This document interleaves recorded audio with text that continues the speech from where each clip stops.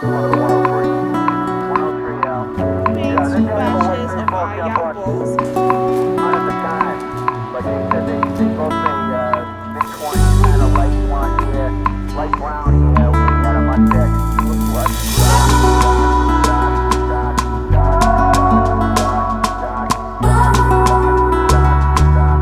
The snack I'm making today is yam balls, and we eat yam a lot in the house, but my kids are not really particular about eating yam balls. They like it fried. So I discovered a trick to turn the yam into yam balls, because anytime I make yam, we always have a lot left over. So what we are doing today is yam balls with a twist. It is a mixture of boiled yam and then boiled sweet potatoes. They are all leftovers which I kept in the freezer. And what I normally do that after we've gotten a huge batch of it, I turn it into yam balls. So in this bowl we have yam and potato, which I have mashed with my potato masher. I'm just going to be mixing the entire bowl of yam and potato with your filling. What I'm going to be adding in here, I'm going to be adding some finely-ish chopped carrots and spring onions. I'm also going to be adding in some sardines. I'm also going to be adding in some milk and eggs as our binding ingredients.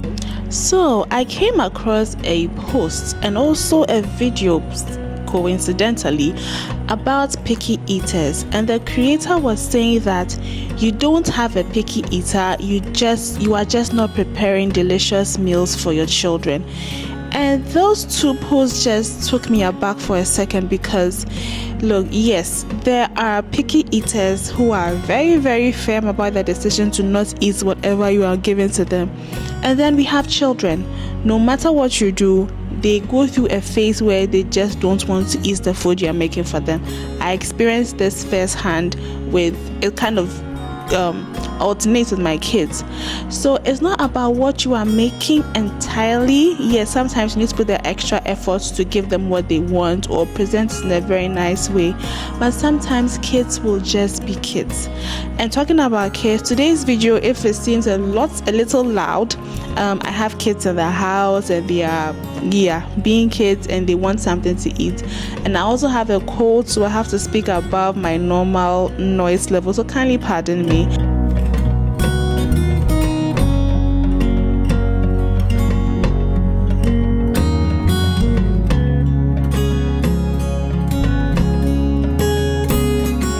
Because we don't want to be tasting raw egg, what I normally do is that we adjust everything to our taste before we add our egg. Our egg is going to be our binding ingredient. So you're going to be adding 2 eggs or just one, but I prefer using 2 eggs. And to be safe, always crack your eggs in 2 different bowls before you pour it into your container. Let's be real, I never used to do this from the beginning of time. I used to crack my eggs directly into my mixture or into whatever I was doing, until I came across a video by Pastor Mildred Kingsley Okonkwo, where she spoke about how she had a funny experience cracking all eggs, and the last one was spoiled, and it spoiled everything. And then, after a number of days or some time later, I also experienced the same thing. You know what they say, experience is the best teacher. If you don't want to spoil your 5 eggs, just crack them in different containers.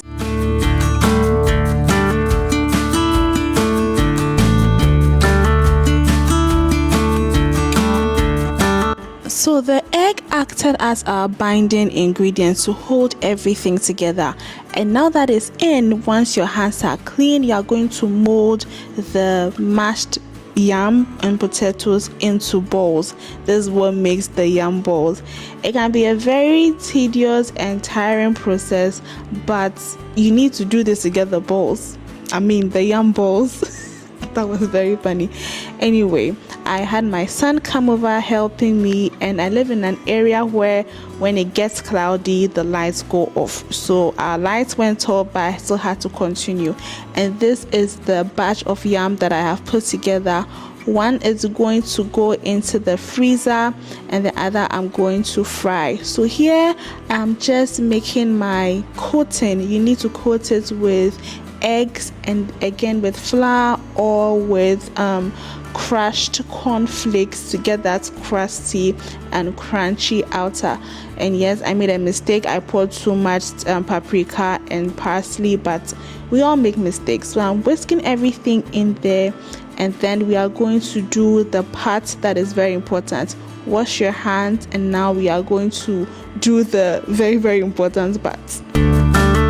So now it's time to assemble everything. I'm going to work with clean hands. One hand is going to handle the wet side, and the other hand is going to handle the dry side. So we'll take one of the yam ball like this, put it inside our egg mixture. The other hand would put the mixture into our breadcrumbs. You can do 3 different types of coating, where you have the breadcrumbs, you have flour, and then you have the eggs. But because time is not on my side, I'm just using breadcrumbs and then eggs to just do a simple coating. That is what we want. One hand picks the yam ball, drops it into the egg. We just mix it up. Take that, put that into the breadcrumbs. Our next hand fluffs the yam ball into the breadcrumb, and then we place it on our tray. You see what the Bible talks about, setting your minds on things that are above and not things that are on earth.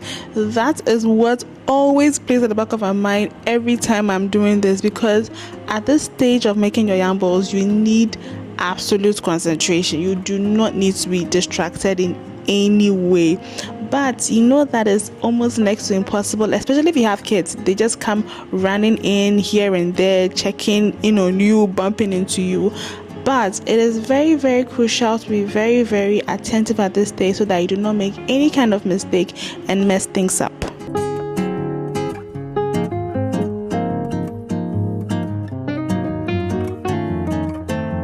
We have successfully made 2 batches of our yam balls.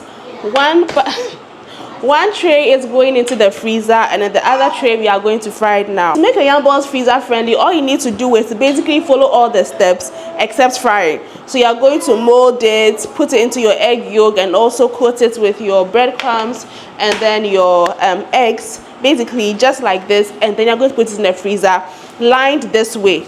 So you put in the freezer like this. When it hardens up, all you need to do is just pick it up and then put it inside your Ziploc bag and store in the freezer. So after, when you need it, you can just pick it up and then fry. If you have a deep fryer, it's superb. That one works very quickly. It's going to fry quickly and nicely. But I don't want to use my deep fryer now, because do you know the amount of oil you need to pour your deep fryer before you can fry it? And I'm not willing to use that amount of oil to fry this small quantity of yam balls. So I'm using this pot. It's going to do just right. I have the right amount of oil in here. I'm leaving it to heat up, and then we're just going to fry it.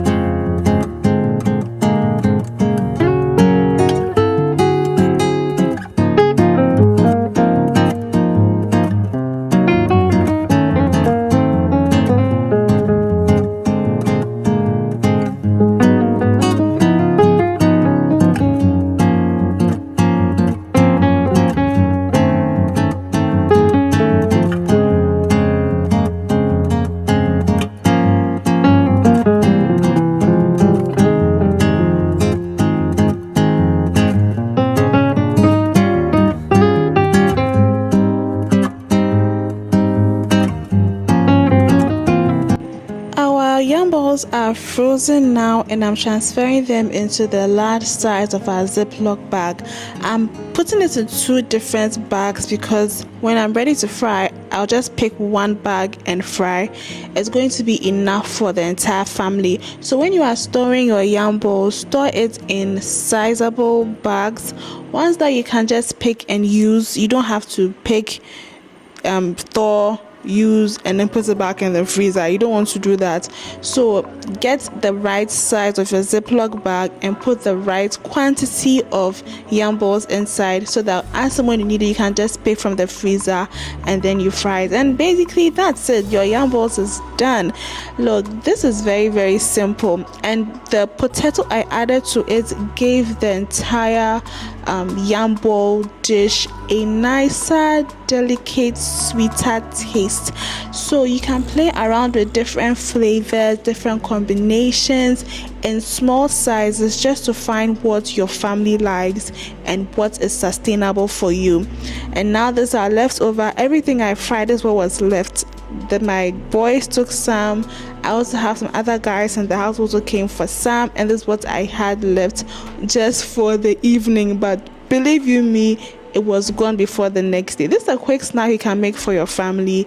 Just pair it with a nice juice like bisap juice, orange juice, pineapple juice, even with some tea for breakfast. You can serve this with some eggs, with tea or chocolate drink. However, it is very, very filling, very, very nutritious based on whatever you add into it, and your kids are going to love it. If you're not sure, just start with small batches and see how they are going to respond to it. And just like that, our freezer friendly meal is ready. Very quick, very easy. Thank you guys so much for hanging out with me, and I hope I was able to teach you something today.